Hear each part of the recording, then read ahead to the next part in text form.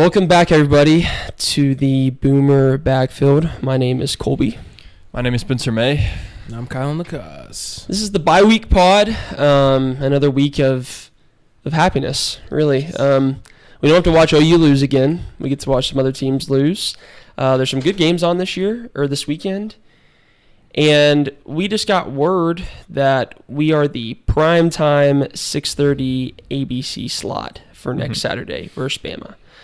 Under the lights, Yeah. we're going to get torched. Ryan Williams is going to first play 75-yard touchdown pass by Jalen Milroe. Yeah, at first it really didn't make sense. And then we looked at the schedule, and there's just no good games that week except for Indiana at Ohio State, which is going to be a big noon. Yeah, so 11 a.m. Yeah, the two big slots were that game and us. That's just how it is. Yeah. It's not gonna be pretty. I mean, I don't know. Do we I don't- think? Oh, go ahead. I don't want to pregame the game too much, but Alabama beat LSU in the road in a night game. It's just not looking good. So Yeah. Do we think that? I'm being like serious. It's gonna sound kind of funny. But Okay. do you guys think? Because I low key believe it that playing at night actually scares Jackson Arnold. I wouldn't like. Do you guys think that actually plays? You like, look at his part? two night games. He had at least two turnovers in both of those night games, right? Yeah. Did he have two? No, he had one turnover against Mizzou. No, he had two. Did he have two? Yeah, he put the ball on the ground a couple times, I think. Fumbled twice. He fumbled twice, but I know he picked up one of his fumbles. Well, he fumbled 3 times and he picked one up. Okay, So, yeah. so he has at least two turnovers every time we play at night. Yeah. I don't know.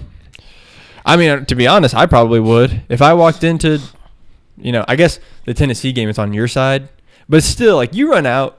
And, me personally, I run out. Even if it's my home crowd, that Tennessee crowd was crazy. That atmosphere that we had. That's intimidating. So maybe it is. Maybe he is intimidated by it. That is from the time you pick up a football. That is what you dream of. I That's mean, what you I dream guess of. what You want. That is I hate playing, even baseball. I love playing at night. Yeah, you see night the games ball are the way best. better. Yeah, but night, the atmosphere. I don't think there's ever been a better atmosphere. The best atmosphere of all time in college football has to have been a night game. It absolutely has. Just to. because it's what you dream of doesn't mean it doesn't make you nervous. If anything, that might make it more nerve-wracking. You know what I mean? If you grow up wanting to be the hitter for the Yankees at home in the World Series game on the line, but when the moment actually comes, it doesn't mean just because you dreamed of it doesn't mean you're not going to be that's true. scared in the moment. I think that's a possibility. I mean, those two environments, Missouri and Tennessee, were really good environments, and if I ran out in those, I would be scared, even if I dreamed of it my entire childhood. You know what I mean? Yeah. I feel but you versus Jackson Arnold. Jackson Arnold is a Division I football player. I'm just saying if you were I'm just saying in general, that's a nerve-wracking thing. Maybe it's getting to him. Yeah, it probably is. I just don't know of any other. I'm trying to think of any other quarterback who was just awful. And I guess there's not a big enough sample size. You don't hear about them because they're That's not good. That's fair. Yeah, if they aren't good in prime time, you never hear about them. Yeah, that's fair. But I don't know. Yeah, it's something to think about because you look at guys like Jalen Milroe or They just don't care. they ran for 4 play laps better. tonight. They play better at night. That's why you know their name. Yeah, the guys that I'm telling you, the guys that don't play good in those games, you don't know their name. Bro, there's plenty of them out there. You just don't know them. You know whose name I know? Drew Pine. Yeah, he plays He good. turning on the lights. Yeah. Bro threw for 150 yards. I'll tell you another one. DJU. Yeah. DJU. DJU don't play good in the day. He don't play at all. He don't play good at all. No, he don't. He's just terrible.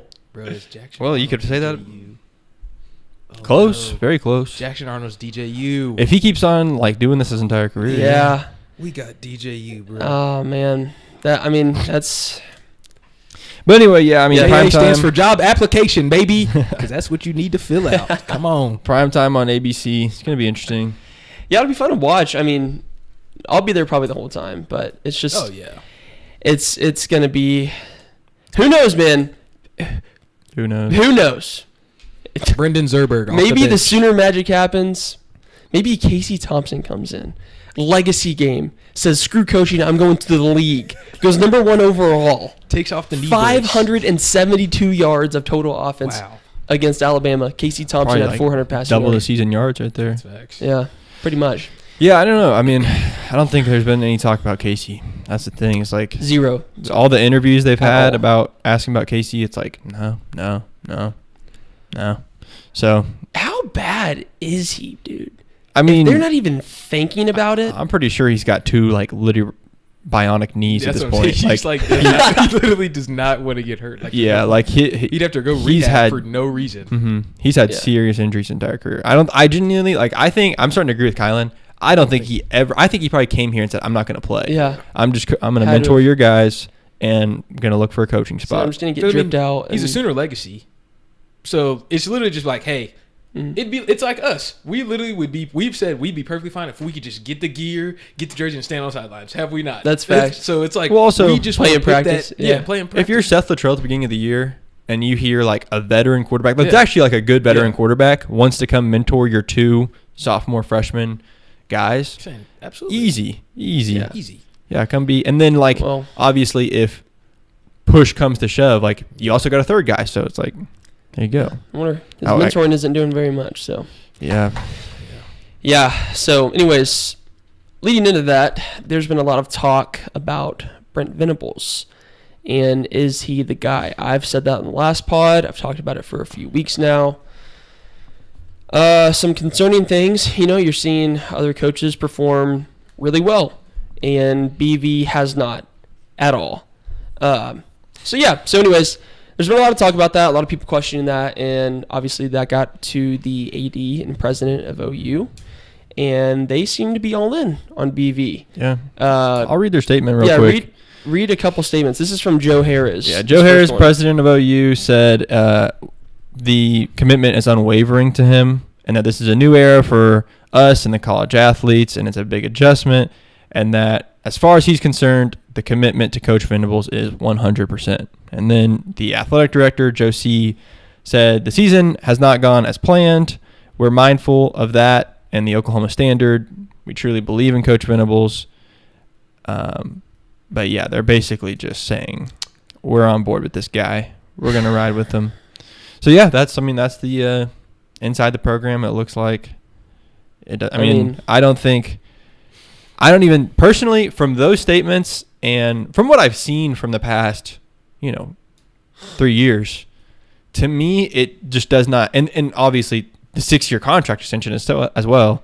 To me, it seems like I don't even think he's on the hot seat next year.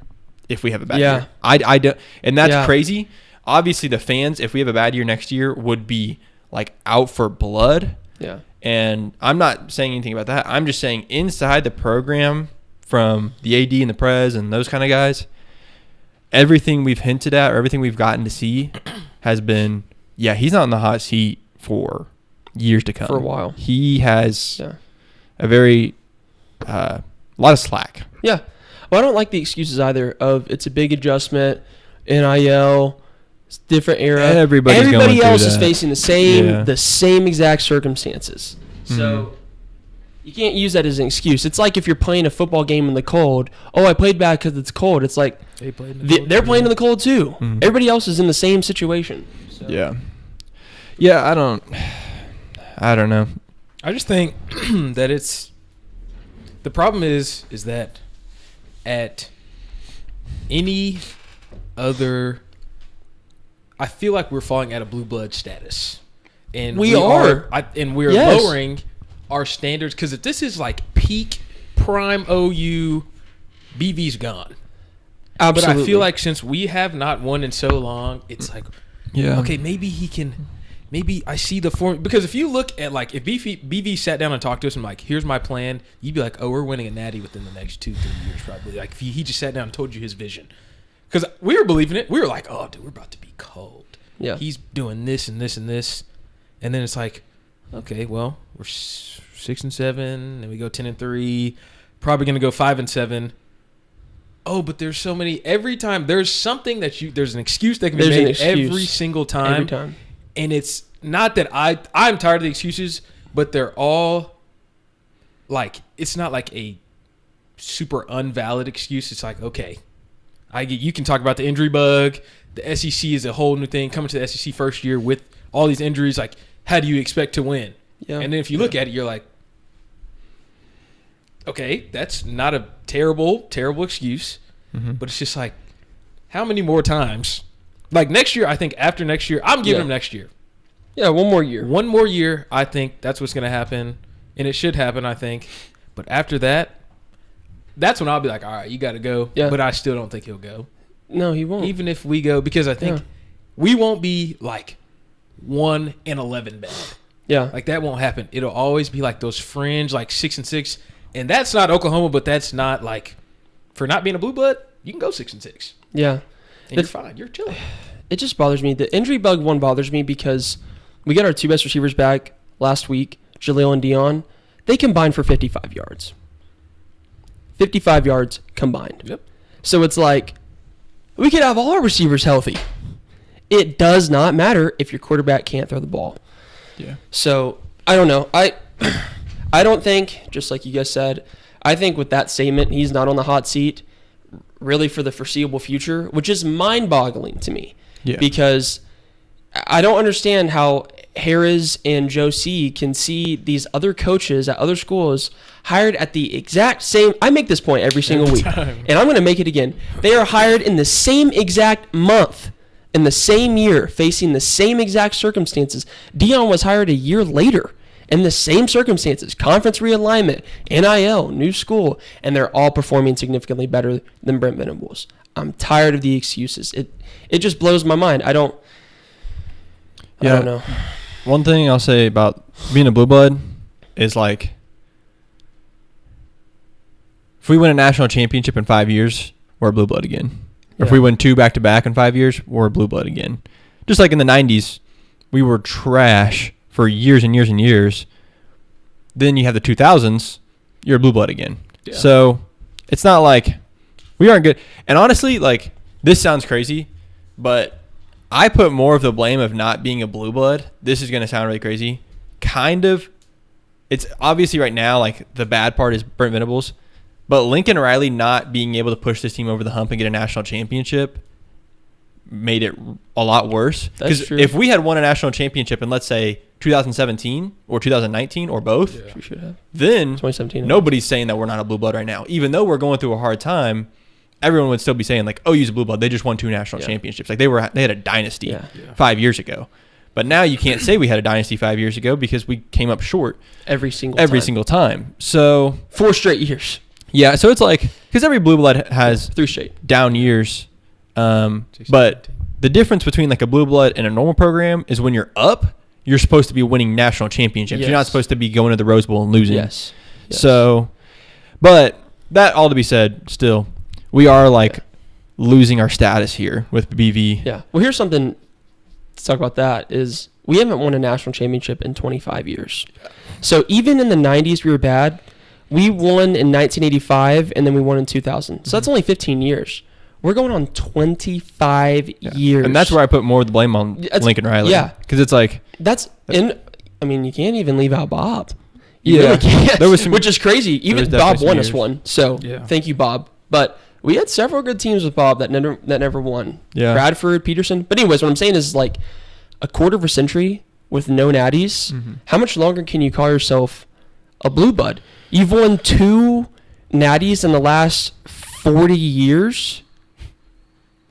2, 85 and 2000, 2 national championships in the last 40 years, and we're supposedly a blue blood program. I don't know. And I feel like even I'm not gonna throw Bob out of there, but like with Bob Stoops, like those teams, obviously we were like not too young, but like football didn't have that big of an impact. Like if we went, because we'd go like 11-2 or something, like something ridiculous. No, that's facts. But back then, I mean, with BCS, it's literally you have to go undefeated. You have to go undefeated to make to the or you BCS. lose one game. Yeah, one game to the number one team. The number one or 2. Yeah. So that's what I'm saying. Yeah. Bob, it's different. And plus 2, we lost to Florida in the Natty, and that was like one of the greatest college football teams of all time. So you can't really blame him. But the point I was just trying to make is like, I was just saying, quarter of a century is nuts for a program like OU that literally our slogan is like, we created championships, or like, what is it? Winning was created here, like all that stuff they say. I hate when they say that. It's that's like kind of goofy. It's like, was it? Because personally, I don't care about our 6 straight Big 12 championships, because we played in a Mickey Mouse conference, and we had a couple good Baylor teams, a couple good TCU teams, a couple good OSU teams. But if you put those teams in national contention, they wouldn't do anything. So, anyways, I don't care about Big 12 championships at all. I want to see natties, or just at least another playoff appearance in the near future. But and especially now, if the top 12 teams make it, it's like, dude, all you got to do is be like decent. That's the thing. If this was the same format, we would have been in the playoff probably almost every year. Oh, that's what I was gonna almost say. Every single year. From 2000 to 2020, I don't think we would have missed a playoff. There was a couple Blake Bell years we were like 18, but even then we were still ranked. Yeah. So, and some of those teams I feel like snuck into the Big 12 championship. Yep. You know what I mean? It's like there were some bad teams that OU had that won the Big 12 championship in that time frame, because we just dominated. I mean, how many Big 12 championships have we won since 2000? I mean, too many. 14, 15, something ridiculous. So that's 14 buys by playoff appearances. That's insane. I'll go back to talking about the excuses. And I've heard this from so many people, is when you listen to BV's interviews, he has a way of making you believe in this team again without using excuses. Yeah. BV never throws excuses out in his interviews. No. The whole like, oh, this is the SEC now, like it's a hard transition, the injuries, those excuses are being thrown out by other people. Not anywhere in the program are those excuses. You do not hear a coach or even a player say, well, we got the injury bug, like that's why we didn't win the game. Or this is the SEC, it's a hard game. When you hear BV talk, he says, we're welcoming the challenge, we're going to overcome the obstacles. And even though you're 5-5, you're still like, I believe in this guy when he talks. And he doesn't go out there and try to convince you with, oh, we got the injury bug, or this is a hard schedule. He doesn't do that. But somehow he still comes out there and makes you believe in this team, which is crazy. Yeah. But he does it. Which is why I think that's why, like, if I'm Joe Harris, it's honestly because, you have the talk, and BV would sell me like that. And he's got, that is honestly, that is main reason why it's like, oh, yeah, I see. Because if he tells you, this is what I'm going to do, this is what I'm going to do, and I'm like, we're students, we're literally 22, 23. Yeah. And he's selling us. Mm-hmm. So I bet he's selling old 60-year-old Joe. He's probably like, yeah. I promise he's not selling me. If he came in here and sat down with us, if he sat down with me, that's fact. He probably would. Those eyes, he sat down at this table, and he's really good at eye contact. He sat down right here and looked us in the eyes and told us his plan and what he's going to do, and I'd be dialed. I'd be dialed. You'd be ready to sign him to a 30-year contract. Yeah, that's the thing about him. Yeah, it's just he would sell me. I will admit that he would sell me. The problem that I'm facing is that I'm not in that position, and I'm not getting sold. And I'm not getting sold because the team is terrible. That's fair. If he would have told me his first year at OU, like this is the plan, we're going to get our guys, by year 3 we should be good, we're going to SEC, we're going to be rolling in there. And now we're 5-7. What's his next plan? Oh, in 3 years we're going to get our guys. You've had 3 years to do it. To build your culture, to get your guys in. You've had the portal. You're now getting more NIL money. Mm-hmm. We're getting new facilities that have been approved. And we're 5-7. What? Yeah, to add to your point, you know who else would sell me? Mike Boynton. Boynton would sell me. He could sit down at this table and tell me that OSU basketball is going on the up, and it don't. It don't go up. Mm-mm. So it go down. Go down. Y'all seen that video where they're in the rowboat? It go down. It go down. It don't go down. It go down. It go down. It's like the damn. Yeah. It go down. Yeah, I know you're talking. I mean, it's just that's what it is. BV is that guy. He can convince you to do anything. Yeah, so he would sell me, but I'm tired of it. But yeah, I'm tired of being sold. Tired of being sold. I want to see results, and I think everybody else that is an OU fan wants to see results as well. Gosh. How do you think? Let's say past 3 years, we want to see natties. Mm-hmm. How do we, if we're going like 9-4, like if we've gone 6-7, 10-3, and then we go like 9-4, like 8-5 or something. What do you? But we're not. We're 5-7. No, I'm just saying like hypothetical. I'm saying if next season, like if we were, yes. if we were there. if next season, if we go like 8 wins, and then the season after that we go 9 or 10. If our expectation is natties, Sure. is he on the hot seat? Because I'm like, you're gonna fire a coach for having a winning record. Well, I'll say Do you do that? the SEC like 10-2 is national championship contender in some cases. Fair, yeah. Not in Missouri's case where they're playing a cupcake schedule, but like if you were like, for example, Georgia, they're 10-2, or their 7-2, outlook is to be 10-2. In that case, it's like, okay, well, 10-2 is acceptable, but we're so used to the Big 12 where it's like, okay, it's either 11-1 or 12-0. Yeah. And other than that, you're cut. Yeah. But 8 wins, man, you're not even in the conversation with 8 wins. 9 wins, you're almost there. But 8 wins, you're not even in the conversation. But then again, in 1 or 2 years, that's a big improvement. Yeah. 8 wins is a huge improvement. So I don't know what you would do. I don't know. Because I'm trying to think of every. I'll make it short. I know you guys. Actually, go ahead. No, I'm thinking. Yeah. You can go ahead. Like because you use Dan Lanning as an example. He was hired same time, same thing. That's my key. That's my key. Whatever. So if he's comparison. he goes to the Big Ten and does the same thing. Do you think Oregon fans, because after last year when they were cold, do you think there's excuses or he's on the hot seat? If what? If he goes like 5-7 the first year in the Big Ten. But he had 2 good years before that. So I'm just saying for like losing seasons, if you're not winning a natty, I'm saying because we want to win natties, if you go to another team and you still don't win a natty, do you think he's on the hot seat? Or are you just giving him like, hey, we just had a bad year? Because I'm saying if technically there's improvement, because we got wiped. BV got wiped like his first year. I give him that. We were kind of trash. Yeah. Second year, 10-3, obviously, yeah, but on paper, it looks good. Yeah. If Dan Lanning were to go 5-7 in the Big Ten, if we go 5-7 in the SEC, is he getting the same flack, do you think? I think the real question is, if you see improvement in the next few years, but it's not national championship contending improvement, it's like, how long do you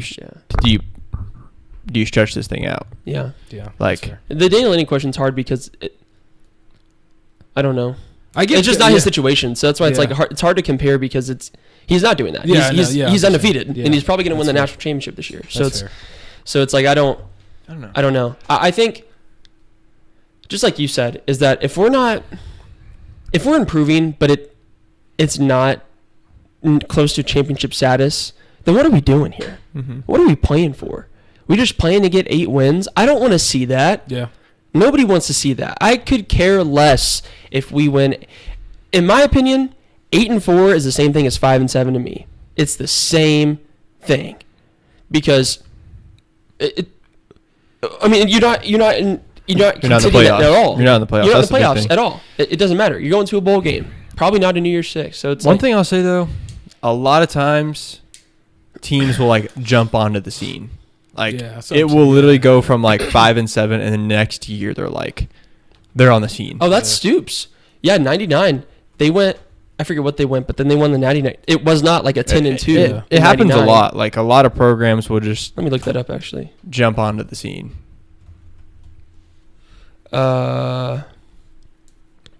Texas, for example, they were going, 6, 7, 8 wins, and then all of a sudden they're 11-1, and So in 1999, OU went 7-5, and then they won the Natty the next year. So you're exactly right. Like teams can hop on. I just don't see it with this team. I don't. Yeah, I don't see it. And the thing is, where I'll disagree with you on that is like,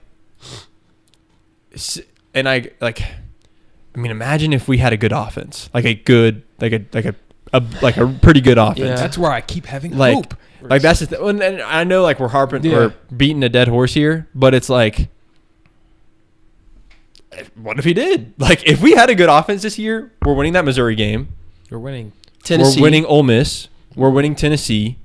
We're winning South Carolina because South Carolina, even though it was a blowout, it was 21. because we had a terrible offensive start. Yeah. Like, there's 4 extra games. Like, we only lost to Texas there. Like, we're like 8-1 or something. Yeah. So it's like 9-1. Yeah. you could see a scenario where just that much improvement pushes you over that many games, and then it's all of a sudden we're on the playoff scene. And so that's where I do see, okay, maybe there is a because jump it's higher. It's literally, I think it's literally the right higher. Mm-hmm. Yeah. Away. Like next, if he goes in here, I and hope I don't so. know who he's gonna get, because I think like Brendan Marion from UNLV, it's starting to sound worse and worse and worse, because it's like, I mean, UNLV, I don't even know what the record is right now, but like, Bro, get Boise State's OC. Yeah, I just feel like he's got to. I don't. They also know. got Ashton Genty, so I don't know. Yeah. What are they? The thing, I want BV to succeed. Like, I want to make this very clear. I'm not a BV hater. No. I've always been a fan of BV. I was really excited when he got hired. It's just that 3 years in, and maybe I just have too high of expectations for the team, but I feel like 3 years in, you should be in a better place than we are right now. Because I can understand the first 2 years, the excuses of not having the right guys, not building your culture, but you can't have those same excuses now. And we can talk about the injury bug, but then you bring the guys back and they combine for 55 yards, so it's like as if they weren't even there. And it's just, I don't know. I want BB to succeed. I think the right hire could make a big difference. Yeah. But at the same time, who's our quarterback? And like, even if we get we could have Lincoln Riley. Is Lincoln Riley going to make Jackson Arnold that much better? Yeah. Colby. Yeah. Colby. Yeah. Colby. You think I'm crazy? You think Lincoln Riley would make Jackson Arnold that much better? Lincoln Riley. You think he'll stop him from fumbling the ball? He's a quarterback coach. He produces great. Lincoln Riley could make a Yes. dog look good. Yes. I'm just saying. I don't know. I don't think Jackson is good enough to. I don't think to be he that would be good. the Heisman or Lincoln Riley. I just think like He can make him better. yeah. Better than what he. I'm not saying he wouldn't make him better. I'm saying he's not going to come out there and be a dog. He's fumbling the Okay, ball let's- 3 times a let's say game. He's Lincoln- throwing 3 picks a game. Let's He's go- terrible. Let's go down this theoretical.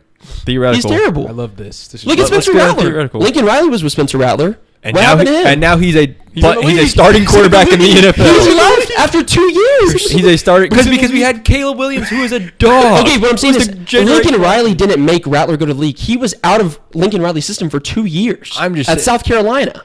You can't tell me 2 years later Lincoln Riley's tendencies are still there after 2 years at a different school. Spencer Rattler got subbed out 6-0, by the way. Spencer Rattler was 5-0. He was undefeated when he got subbed Yeah, out. but everybody But when he watched him, the only you knew reason he wasn't got, the guy. The only You reason knew he got Caleb wasn't subbed the out is guy. because there was a generational athlete behind him, and we were down in a big game. That is okay. Let me just go down the theoretical of Lincoln. If Lincoln Riley's our OC, we'll go down the same theoretical. Do we win Missouri? Yes. Yes. Do we win Yes. Ole Miss? Yes. Yes. Do we win South Carolina because we don't make those crazy turnovers? Yes. Probably. So now we're looking at 3 extra. Tennessee. Yes. We're probably winning Tennessee. So, yeah, Lincoln Riley's not going to come in and make Jackson Arnold the Heisman, but he's going to make us 8-1. I'm not arguing that Lincoln Riley wouldn't make the offense better. I'm saying that Lincoln Riley is not going to come in and make Jackson Arnold a great quarterback. Well, we don't need that. We don't need. We just need him to be If we're not terrible. If we're 8-1, I don't care who our quarterback is. We're 8-1. I'm just saying. If I we don't brought know. Spencer Rattler back. Spencer Rattler was a 5-star quarterback. He was the number 1 quarterback in his class. No, I know. I'm he saying- came in here and he transferred because he wasn't good enough. Granted, we had Caleb Williams behind him, but when he was playing, everybody could tell we don't need him in. We But should guess put what? Caleb in. He was 5-0. He's way better. He was than Jackson. 5-0. If we He brought was him back- 5-0. I'm But- just saying, I don't care about the quarterback play. I care about if we win games. Yeah. And if we have an OC like Lincoln Riley, we're winning games. And so that's my point for BV is we might.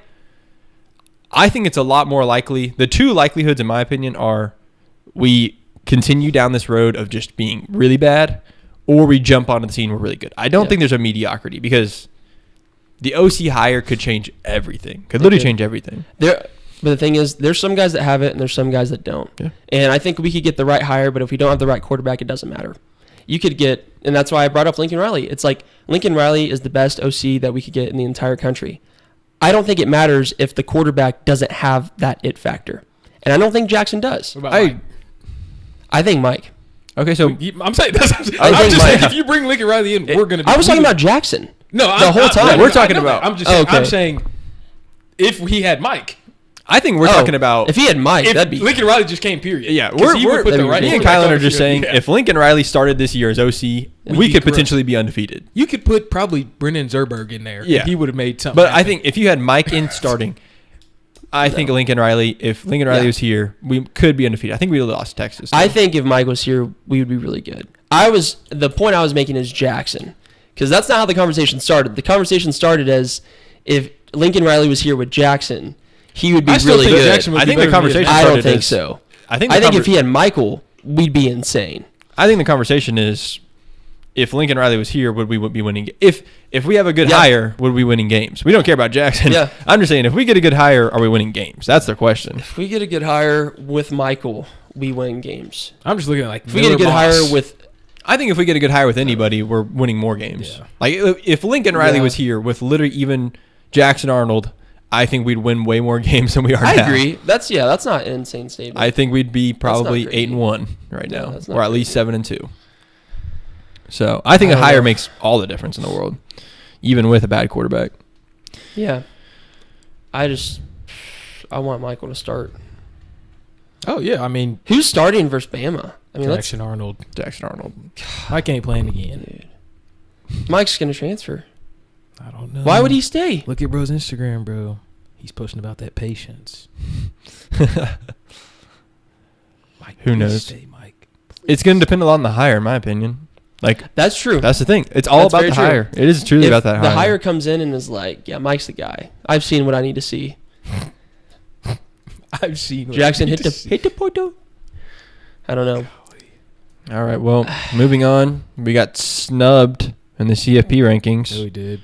Unbelievable. How do we not make it? Yeah, couldn't tell me. Incredible. I wonder what our overall ranking is. 50th? 124th. Got to be. Probably. Yeah, CFP rankings came out. They're pretty much what everybody expected. Yeah. Let's see if we can find them. Spencer's looking them up right now. Yeah. In the meantime, though, we have some interesting games this weekend. I was right about BYU. That was actually just an insane game. The Utah AD came out and said they stole the game. Crashed out. I was happy to be in the Big 12, but I'm not now. Indiana haters. They are literally Indiana haters. Yeah, and I'm like, dude, like, what do you mean? Like, it was a clear penalty. So, anyways, let's go through the rankings. Obviously, Nothing crazy. Penn State over Indiana is interesting, but Penn State's actually played people, so that kind of makes sense. Yeah, Indiana's at 5. It's crazy. This game this weekend with Tennessee and Georgia, it's crazy to think that Tennessee's the higher ranked team going to that Georgia game. But man, Georgia doesn't look good. Georgia just does not look good. Like, I actually believe that Tennessee could go in there, but they don't have Nico is what it's looking like. So but I also they don't have Nico? The Tennessee, like, whatever guy, he said Nico's playing. Who knows? But I don't know.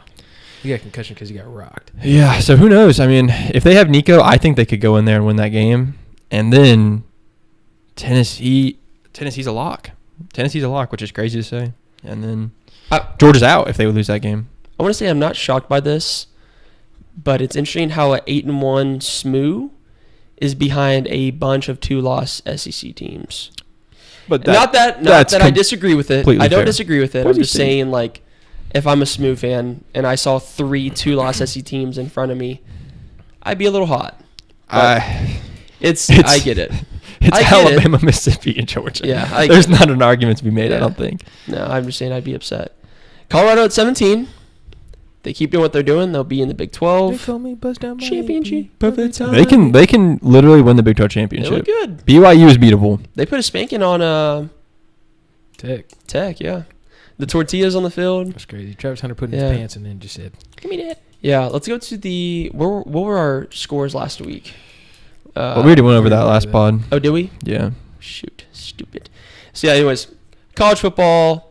Hey, we have a ranked win. By the way, we have more ranked wins than Texas. We have more ranked wins than Texas. We found that at the same time. We have more ranked wins Tulane's carrying than the University of Texas. That is unbelievable. That's a whopping 0. We beat Tulane, who is now ranked 25. That is actually hilarious. We could have, and we were that close to beating Missouri. Ranked, so. That is so hilarious that we. Yeah, it's just so sad looking at these teams that are in front of us because I'm like, dang, if we had 2017 OU, we're spanking all of them, except for maybe Oregon. Dude, I think Indiana, man, they're crazy. Indiana's so good. I'm telling you, I think they're beating Ohio State. That's going to be a crazy one to see. I think they're beating Ohio State. All right, well, let's go ahead and get into the... Yeah. We're going to start off with Utah and Colorado. Mm-hmm. It's Utah at Colorado. 11 a.m. kickoff. I don't really find this game to be interesting. Utah just doesn't look good. But they put up a fight against BYU, but... That's a rivalry game. I don't see it going their way. I like Colorado, man. And I like Colorado to make it to the Big 12 championship. I think they're going to go all the way. And then, once you're in the championship game, anything can happen in 60 minutes. Like, we talk about rankings and all these things, but like once you're at the Big 12, the championship game, yes, you put SMU in the ACC championship with Miami, they could be the 3 seed just like that in the college football playoff. It's that simple. Yeah. Utah, Colorado. I got Colorado. Give them some offense. I'll give them 35-17. That's a good score. I was gonna go with that. I'm taking Colorado. I think Utah, I don't think Utah's very good. I think they played good against BYU, but that's because it was a rivalry game and it was at home. Colorado's offense looks pretty dang good. I'm taking Colorado 31, Utah 24. They told me bust down my AP. Perfect time. Give me Shador and Co. Just a little reminder that we beat Shador. Just want to let y'all know that again. Colorado. Give me 38. 14. All right, up next, Mizzou goes to South Carolina. I think Texas. Well, okay, so here's the comparison, right? Mizzou got whooped by A&M. A&M got whooped by South Carolina.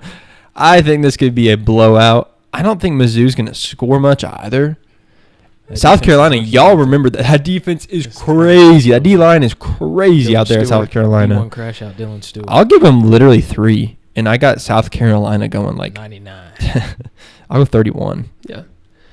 I'm taking Carolina because on the last pod we had a conversation, which to clarify, Spencer said that beating Carolina at home was harder than Mizzou on the road. He was meaning program-wise, not necessarily season-wise. But this season, beating Carolina at home is a lot harder than Mizzou on the road. I think Mizzou going to South Carolina, it's a hard place to play. I think they spanked them. I'm taking Carolina 34 and Mizzou 13. Dylan Stewart, what's his name? What's the quarterback name for Mizzou? Not Drew Pine, the other guy. Brady Cook? Yeah. If he's back, Brady Cook is toast. Dylan Stewart's going to make him Swiss cheese. Guarantee it. South Carolina is going to score 33. Missouri's going to score 10. Yeah. Hopefully I don't eat my words. That's facts. Did we all pick the same? Yeah, that's fair. I mean, it's hard. These aren't the best matchups. Yeah. We do got Tennessee, Georgia. Okay, we got to look up the Nico situation.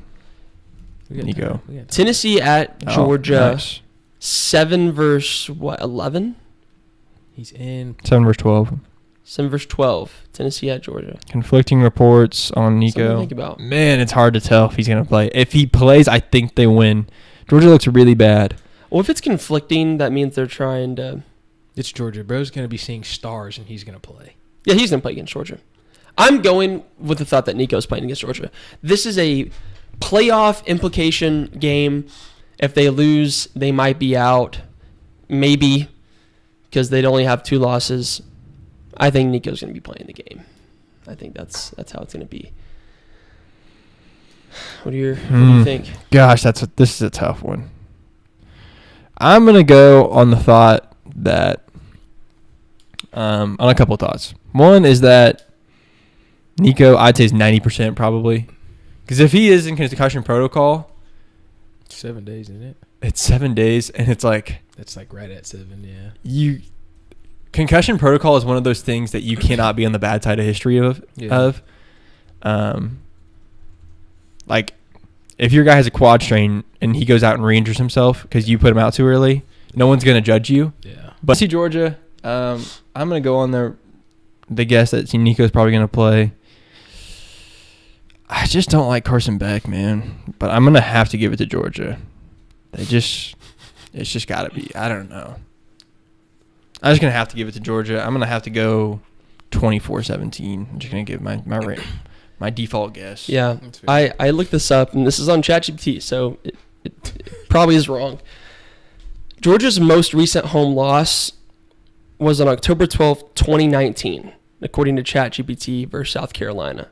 And I don't remember them losing at home in a long time, so that probably is pretty accurate. If it is true, that means they have not lost at home in over 5 years. And I don't think that's going to happen this year. I think they have 2 losses. They know that if they lose again, they will be out. Tennessee, I think if they lose, they might be out, but they know that, okay, if we have 2 losses but we finish out the season strong, they still could probably make it, considering they're 7 and they have 1 loss. I think Georgia has a lot more on the line here than Tennessee, just in terms of the fact that if Tennessee loses, they still have a chance. If Georgia loses, they have absolutely no chance, and they're at home. Kirby Smart probably said the craziest speech after the Ole Miss game. I think Georgia kind of spanks them. I'm taking Georgia 34, Tennessee 27. I say spank them. No, not spank them. I meant by like they put up a lot of points. Yeah, that's what I meant. Yeah, I agree. I feel like Georgia's one of those teams where like Ole Miss was kind of one of those, like we can roll in here and just kind of whoop them. Like they're not that good, and then they get beat. But Georgia just has a way of just locking in. They can lock in. Carson Beck has been awful. He's been terrible, dude. He might lock in. He locked in versus Bama. Like, they just lock in. And so, yeah, Tennessee, I still haven't seen. I mean, I guess that was first week of SEC play where we're playing them. And I was like, they don't look. It's been a long time since then, obviously. But if Nico's still true or redshirt freshman or whatever, and he's coming off concussion protocol, and if he's playing, he's not going to be 100 going into Athens. Yeah, I don't think there's a shot. There's probably a shot, but it's not very good. Yeah, I'm going to go on Georgia. Give me Georgia 23. Give me Tennessee 13. All right. I like that. So we all 3 picked the same schools. It's going to come down to scores. It's going to come down to scores. Dude, I kind of want to lower my Georgia score now that I'm thinking about it. Those 2 defenses, the offense are not good. But what's done is done. Can't change it. What's done is done. Yeah, well, Pod, this is the bye week. There will be some football to watch, so go check it out. OU doesn't lose this week, so that's awesome. Potentially. There could be something that happens. We could lose. We could lose the bye week. Yes. Yeah, we could lose. It's that bad in Norman, Oklahoma. Yeah. So, anyways, hopefully we'll get back to you. Do we? I mean, I'll be gone. I'm saying next week. Yeah, till like Wednesday. Do we do some like voodoo over the weekend? You know what I'm saying? Like just trying to conjure some spirits to bring back OU football. OU Ouija board. Will we win again? Yeah, I don't know. Absolutely not. We need to like do something. Sage the stadium. Yes, I don't know. What could we do? I don't know. Something. Bring back some spirits. We could burn the OU into our grass, like the logo into our grass, and do it. We could. What's it called? It's representation dancing, or like the rain dance. What's it called? There's a term for it. Interpretive dance. Interpretive dance. We could do an interpretive dance. Yeah, I don't know. I don't know. Something ridiculous. We have to conjure up something supernatural. That's the only way we're winning these games.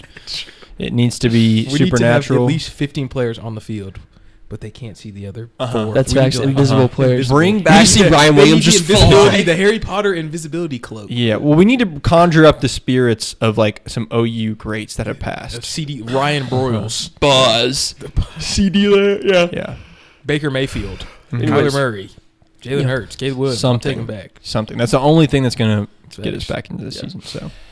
But yeah, guys, have a good weekend. Watch some football. All right, see you, Pod. Later. Peace.